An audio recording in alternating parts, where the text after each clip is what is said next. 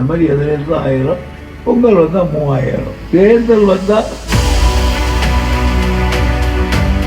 மகளிர் உரிமை கொண்ட 1000 வந்தவர்களுக்கு மாதம் 1000 கொடுக்குறாரு. இப்போ 3000 கொடுத்துருக்காரு. இந்த மாதம் 4000 ஆச்சு. உங்கள் வீட்டில் ஒரு பையன் படித்தான்னா அவனுக்கு ஒரு 1000, ஏதாவது ஒரு பொண்ணு படித்தான்னா அவளுக்கு ஒரு 1000. ஆக 1000 படி கிடக்கிறவர் தளபதி மு.க. ஸ்டாலின் தான். ஆகவே அது மட்டும் அல்ல, நீங்கள் இன்றைக்கு சின்ன பிள்ளைகளை நேற்று கொண்டு சொல்லியிருந்தார்கள். காலையில் இருந்து 6 மணிக்கு மில்லுக்கு போகிறவர்கள் போவார்கள்.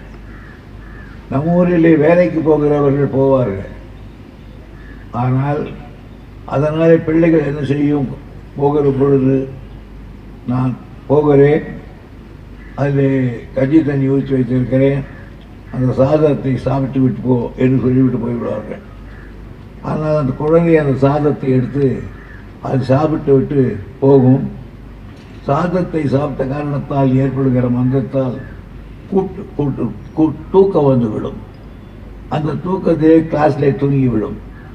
இந்த நிலைமை இருக்கக்கூடாது என்று எண்ணிய தளபதி அவர்கள் ஏற்கனவே மத்திய உணவு போடுகிறோம். எனவே நாம் காலையிலே குழந்தைகளுக்கு சிற்றுண்டி அளிப்போம் என்று எல்லா பிள்ளைகளுக்கும் இன்றைக்கு சிற்றுண்டி அளிக்கிறார்கள். நல்ல இட்லி, பொங்கல், பூரி இப்படிப்பட்டது. ஆக இப்போ தளபதி இப்போ செய்த பார்த்தால், அதாவது தளபதி காலை டிஃபன் கொடுக்கிறார். மத்தியானம் காமராஜர் காலத்திலிருந்து தொடங்கி வந்தது அந்த மத்திய உணவு கொடுக்குறாரு. அது சர்க்கார் தான் கொடுக்குறது. காலையில் சர்க்கார், மத்தியானம் சர்க்கார், ராத்திரி ஒன்று தான் பாக்கி இருக்கு. அது எப்போ ராத்திரி கொடுப்பாருன்னு தெரியல.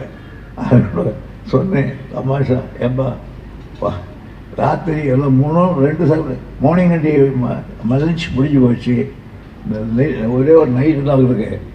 ஸ்கூல் விட்டு போகும்போது 4 சப்பாத்தி போட்டு அனுப்பிச்சிட்டா வீட்டில் சாப்பிட மாட்டாங்க. அங்கே ஃபுல்லாக இருக்காருன்னா அது மாதிரி தான் ஆகிட்டு இருக்காரு. இப்போ ஒன்றும் இல்லை. இப்போ ஒரு பொண்ணு படிக்கிறா, போய் வேலூரில் அவளுக்கு 1000 ரூபா கொடுக்குறாரு. பையன் போய் படிக்கிறாலும் போது உங்களுக்கு என்ன 1000 எதை எடுத்தாலும் 1000. எது எடுத்தாலும் சில பேர் போடுவான், எது எடுத்தாலும் திட்டம்னு. அது மாதிரி எதில் எடுத்தால் 1000, பொங்கல் வந்தால் 3000. தேர்தல் வந்தால் அதெல்லாம் ஒன்றும் கிடையாது. சரிங்க, அது அவன் சாமர்த்தியை பொறுத்தது.